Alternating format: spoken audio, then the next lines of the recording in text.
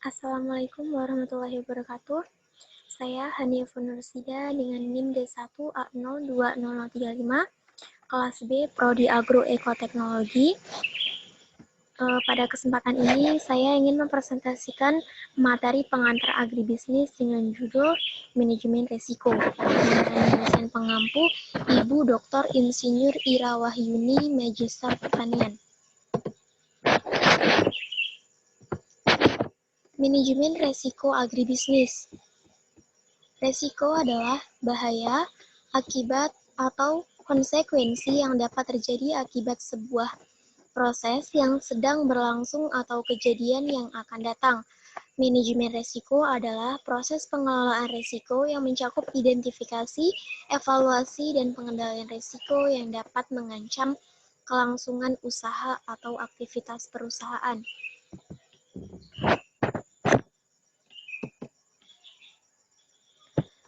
Yang kedua adalah bentuk-bentuk resiko.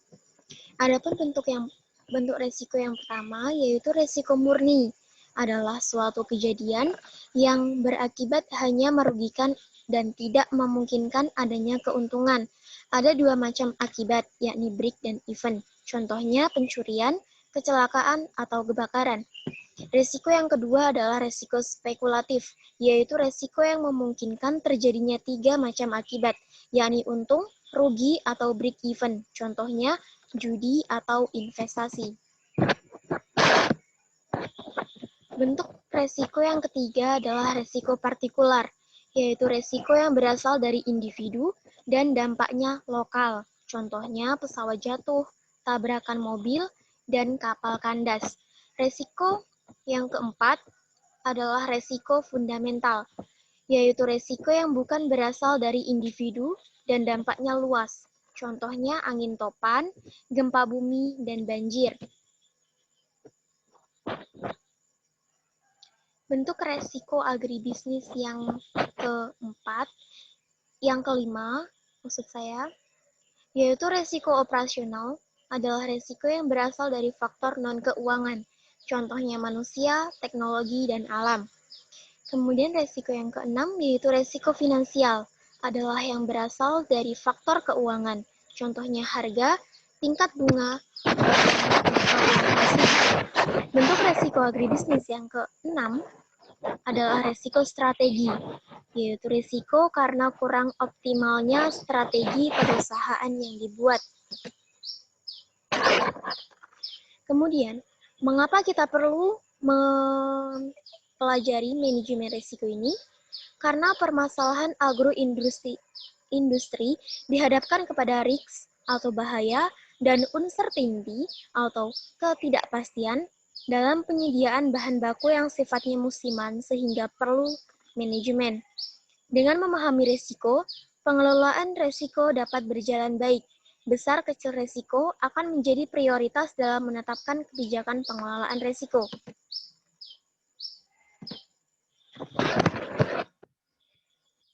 Kemudian, pentingnya kita mempelajari risiko adalah risiko dapat menimpa siapapun, yakni dari hal eksternal, dari dalam perusahaan, dari luar perusahaan, sampai internal dari dalam perusahaan. Dari manajer puncak sampai cleaning service pun dapat tertimpa resiko. Kemudian aset berwujud, tangible asset, sampai aset tidak berwujud, intangible asset.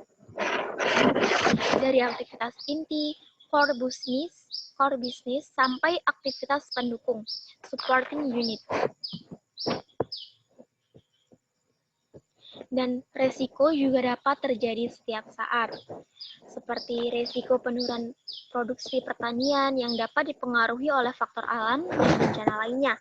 Kemudian resiko penurunan pendapatan dapat terjadi karena penurunan mutu atau teknologi yang dipengaruhi teknologi atau sumber daya yang kurang tepat. Perubahan harga karena preferensi konsumen maupun perubahan kondisi perekonomian.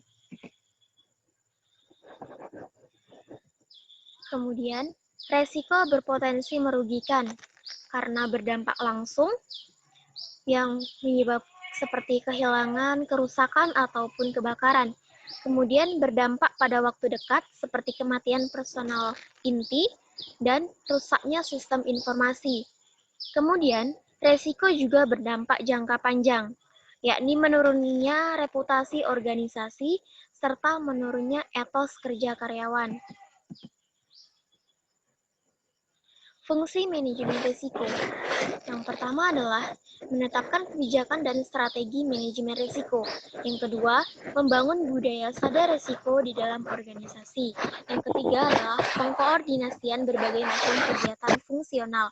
Yang keempat, membangun proses cepat tanggap risiko.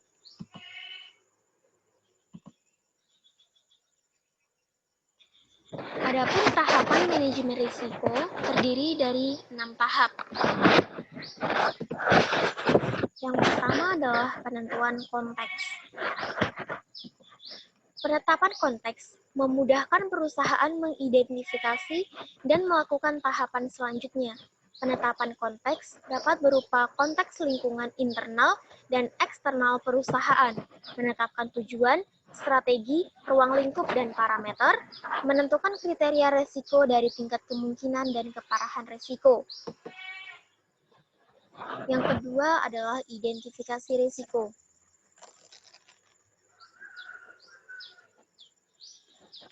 Identifikasi bertujuan untuk mengenali dan mengetahui segala bentuk sumber bahaya serta aktivitas yang beresiko pada proses kerja.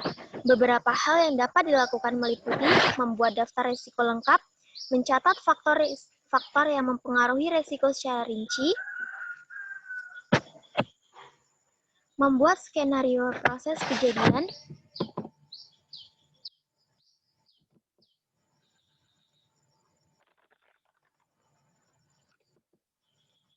Adapun metode identifikasi risiko yang pertama adalah analisis data historis.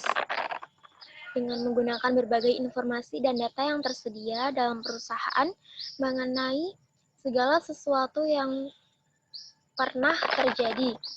Contohnya dari data kepegawaian dapat diketahui bahwa perusahaan menghadapi risiko kehilangan karyawan yang penting. Kemudian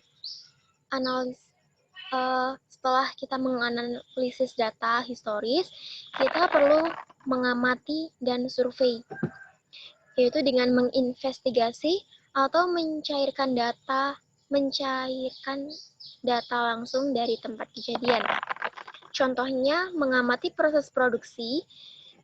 Dari proses produksi tersebut, kita dapat mengetahui apabila perusahaan tersebut mengalami risiko seperti lampu mati yang mengakibatkan beberapa teknologi elektronik tidak dapat digunakan. Kemudian setelah itu, kita dapat melakukan pengacuan atau benchmarking dengan mencari informasi tentang risiko di tempat atau perusahaan lain, contohnya dari media massa. Kemudian, kita juga perlu pendapat ahli dengan mencari informasi dari ahli di bidang risiko tertentu. Contohnya, bertanya pada dokter pada penyakit yang diderita karyawan atau subsistem perusahaan. Langkah tahapan yang ketiga, yaitu penilaian risiko. Penilaian atau pengukuran risiko adalah usaha untuk melihat besar kecilnya risiko yang akan terjadi. Teknik pengukuran risiko meliputi distribusi probabilitas, yakni gambaran kualitatif dari peluang atau frekuensi dilambangkan dengan angka 0, yang artinya kejadian atau hasil yang tidak mungkin, dan 1 mewakili kejadian atau hasil yang pasti.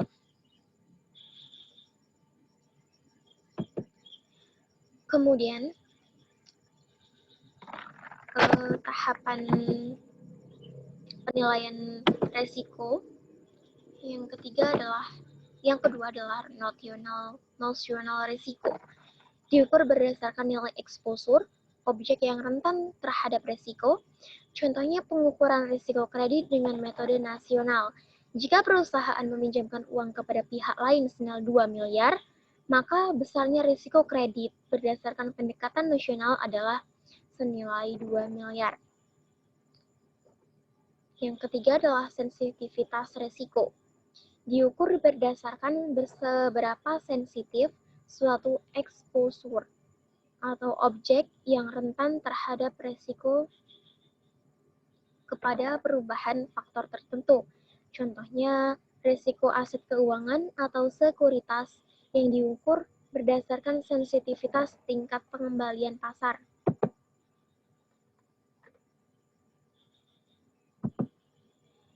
Volatilitas resiko diukur berdasarkan seberapa besar nilai exposure objek yang rentan terhadap resiko berfluktuasi atau tidak tetap. Ukuran yang umum adalah standar deviasi atau penyimpangan. Jadi, semakin besar standar deviasi suatu exposure, semakin berfluktuasi nilai exposure tersebut. Kemudian kita juga dapat melakukan pendekatan VAR atau Value at Risk yang diukur berdasarkan kerugian maksimum yang bisa terjadi pada suatu aset atau investasi selama periode tertentu dengan tingkat keyakinan level of confidence tertentu. Diperlukan data standar deviasi dan skor Z dari tabel distribusi normal. Contoh pendekatan VAR yang pertama, contohnya seperti ini.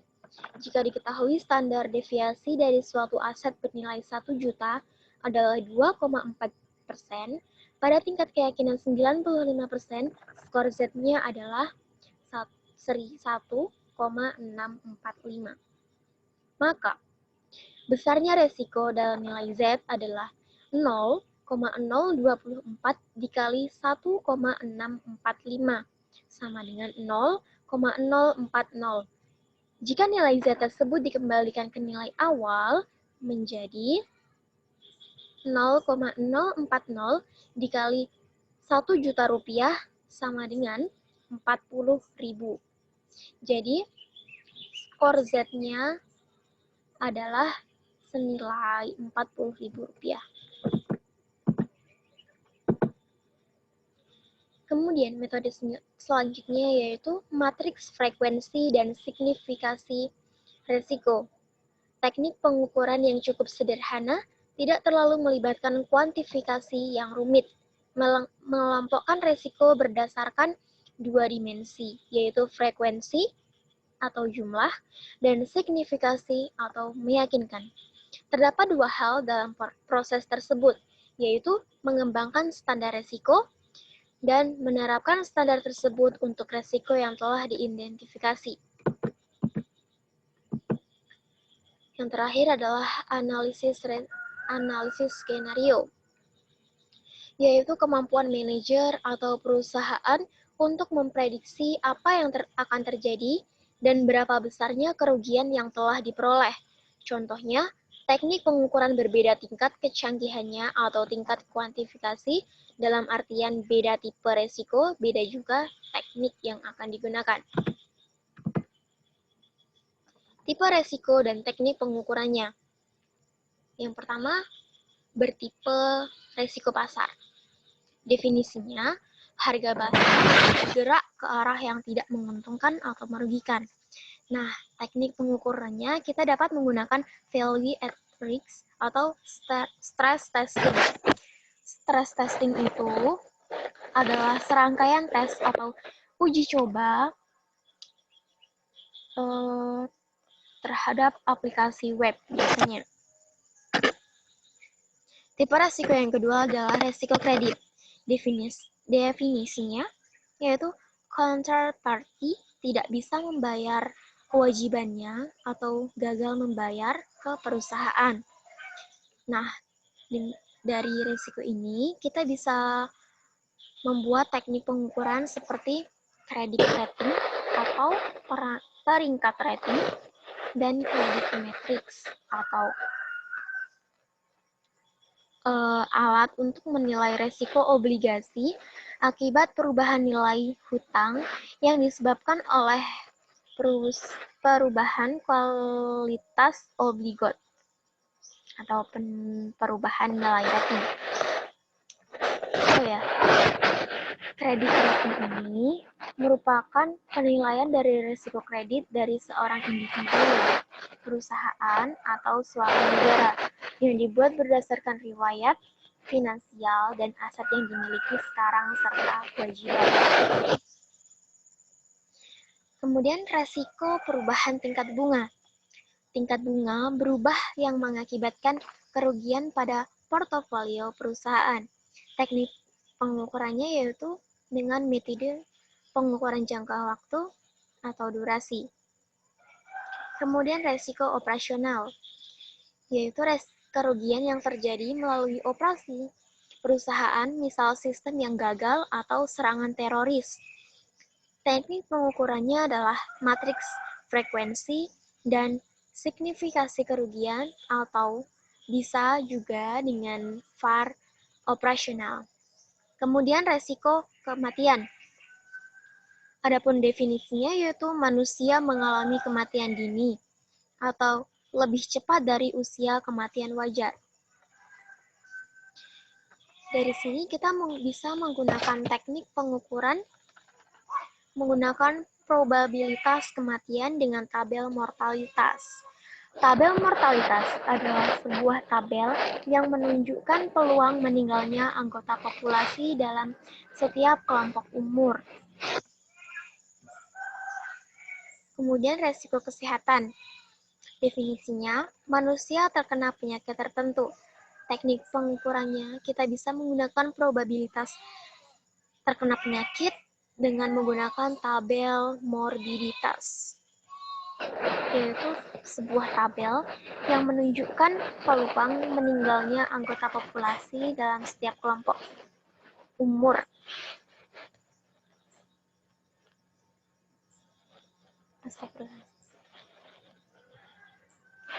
Tabel morbiditas adalah tabel individu yang terpajan pada resiko penyakit, tertular penyakit di setiap umur, dan jumlah nyata dari yang tertular penyakit di setiap usia. Yang terakhir adalah resiko teknologi. Definisinya, perubahan teknologi mempunyai konsekuensi negatif terhadap perusahaan. Teknik pengukurannya berupa analisis skenario.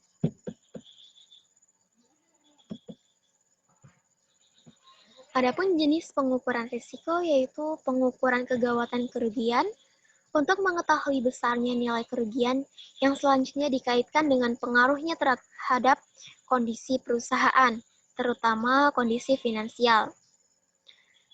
Jenis yang kedua adalah pengukuran frekuensi kerugian, yaitu untuk mengetahui berapa kali suatu jenis peril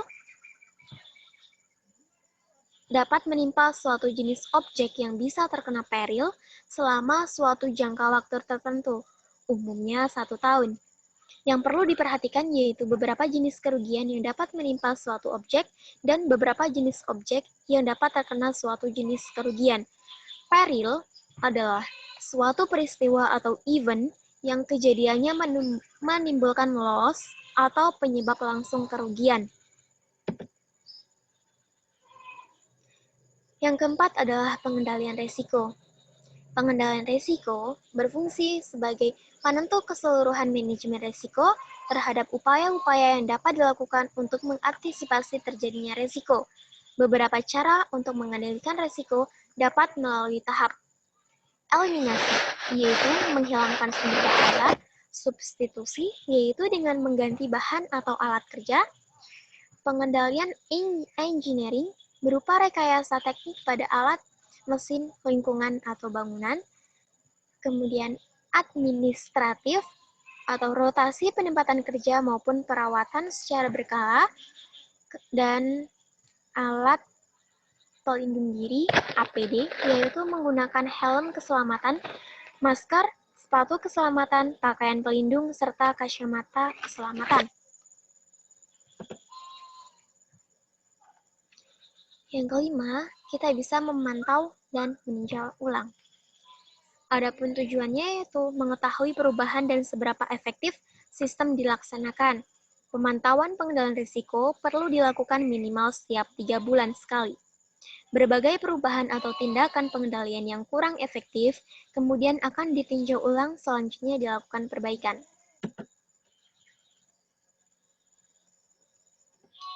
Tahapan terakhir yaitu komunikasi dan konsultasi.